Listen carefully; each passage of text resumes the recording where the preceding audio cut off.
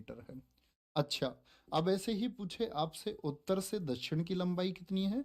उत्तर से दक्षिण कहाँ? मांडा से देमाबाद की लंबाई जो है, उत्तर से दक्षिण की जो लंबाई है वो कितनी है? आप कहेंगे वो 1200 किलोमीटर है। यानी कि कुल मिलाकर के इसके कुल क्षेत्रफल का भी एक आइडिया लगाया जाता है। कुल क्षेत्रफल कितना है इसका? कुल क्षेत्रफल कितना है? तो उसके लिए आता है आपका 13 लाख वर्ग किलोमीटर। क्या बोलेंगे? 13 लाख वर्ग किलोमीटर।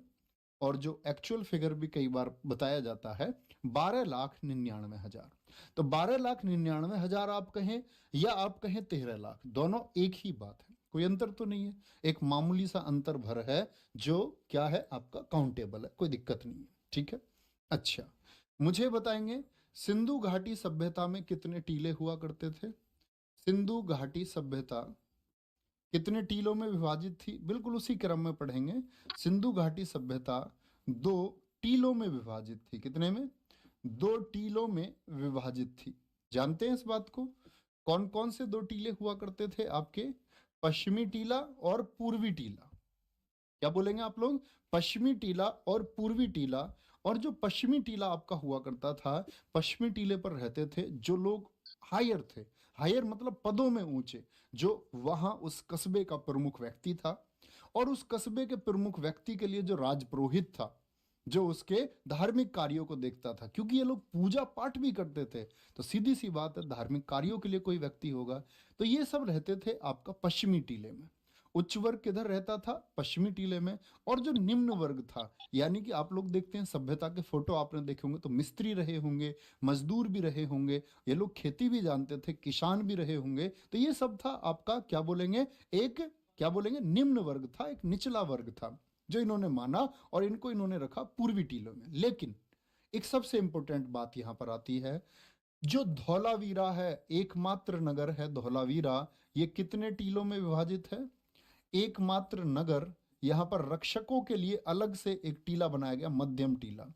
एकमात्र नगर धौलावीरा, धौलावीरा 3 टीलों में विभाजित है। यहां कितने टीले थे? 3 टीले। कौन सा? पश्चिमी टीला, ठीक है, एक आपका पूर्वी टीला।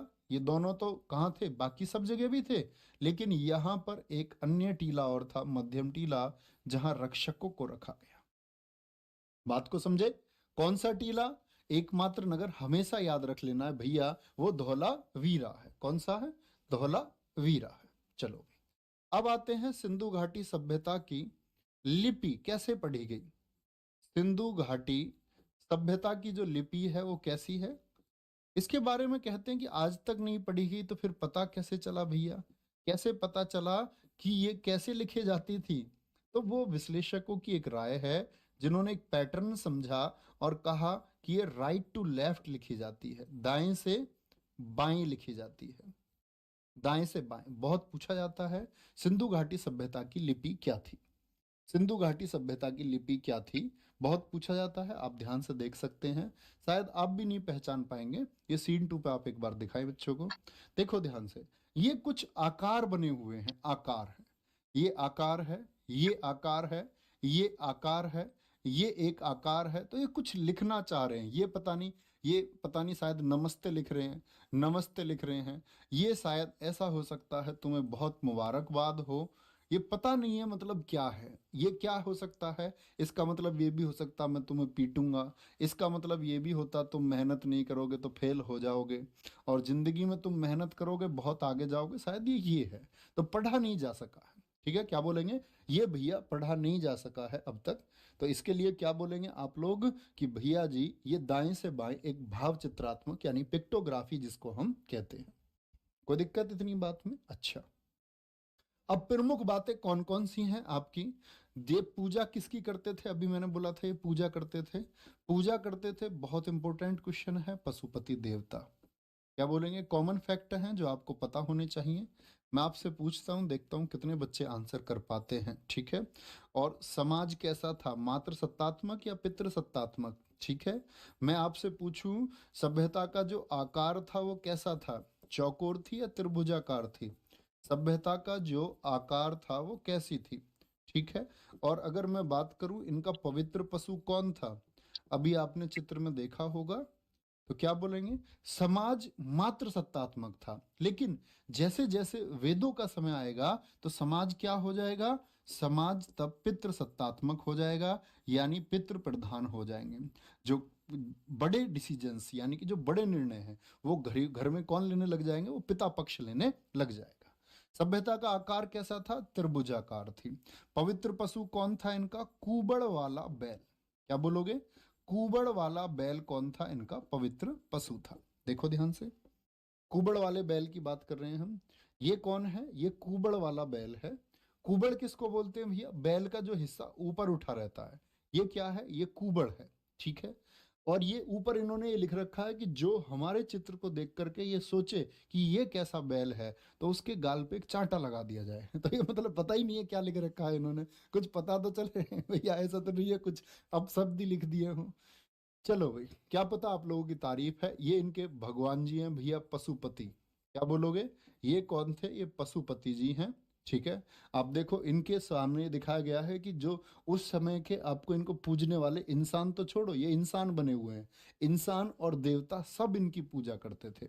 इंसान और क्या बोलेंगे, सब इनकी पूजा करते थे। प्यारे बच्चे, बड़ा अच्छा क्वेश्चन पूछा एक बच्चे ने। बोले जी सिंधु घाटी सभ्यता में व्यवसाय कृषि बोलेंगे या फिर आपका व्यापार बोलेंगे। देखो ये दोनों चीजें करते थे, और बहुत सारी किताबों में दोनों उत्तर गलत गलत गलत गलत तो नहीं, मतलब कहीं पर कृषि कहीं पर व्यापार दिया हुआ है। लेकिन सिंधु घाटी सभ्यता के लोगों का जो आजीविका का साधन था प्यारे बच्चे, वो व्यापार था, अरब से व्यापार। और ये यूपी पीसीएस इस प्रश्न को पूछ चुकी है। चले भाई, यहाँ तक कोई दिक्कत इस बात में, तो आप हमेशा आंसर लगाएं। क्या बोलेंगे, यहाँ तक की बात में कोई दिक्कत। तो ये जो बच्चे ने डाउट पूछा इसको भी यहीं शामिल कर देते हैं। क्या बोला मैंने, जो इनका व्यवसाय था, जो आजीविका थी, आजीविका किससे होती थी, व्यापार से होती थी। आप लोग जानते रहे इनके पास अपना डॉकयार्ड था, गोदी बाड़ा था, ये व्यापार करते थे, बंदरगाह इनके पास थे। ठीक है, सब कुछ इनके पास था। भैया कमजोर नहीं थे रहे ये, बाबा कमजोर नहीं थे, बड़े मजबूत थे ये। तो व्यवसाय हो गया। मैं आपसे पूछूं प्यारे बच्चे, सिंधु घाटी सभ्यता में धातु कौन सी प्रयोग हुई है, तो मैंने क्लास की शुरुआत में ही बताया, ब्रॉन्ज यानी कि कांस्य। क्या बोलोगे, कांस्य धातु का प्रयोग हुआ है। अच्छा, फिर हम हमेशा बात करते हैं सिंधु घाटी सभ्यता के स्थलों की, जिनकी प्यारे बच्चे आज देखो मैं आपको आज ये भी गाइड करूंगा आपके नोट्स में क्या महत्वपूर्ण है, तो आप जरूर मार्क करते हुए चलना। ठीक है, जैसे मैं आपसे पूछूं कि ये पूछा जाएगा सिंधु घाटी सभ्यता की खोज कब हुई, तो एक वर्ष याद रख लेना 1921। इसके अलावा कोई वर्ष आप याद मत करना, ना मैं आपको पढ़ाने वाला हूँ। ठीक है, सिर्फ एक वर्ष कौन सा, 1921। इसके अलावा पूछा जाएगा तो सिर्फ प्रश्न पूछा जाएगा आपसे, क्या कि वो किस नदी के किनारे हैं या किस राज्य में है।